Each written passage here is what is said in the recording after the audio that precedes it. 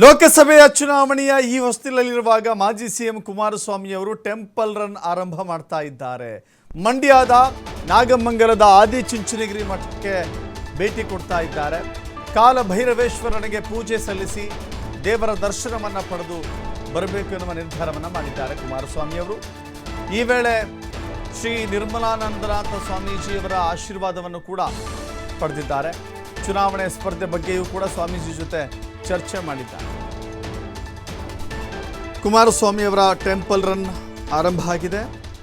ಲೋಕಸಭೆ ಚುನಾವಣೆಯ ಈ ಹೊಸ್ತಿಲಲ್ಲಿ ಇವತ್ತು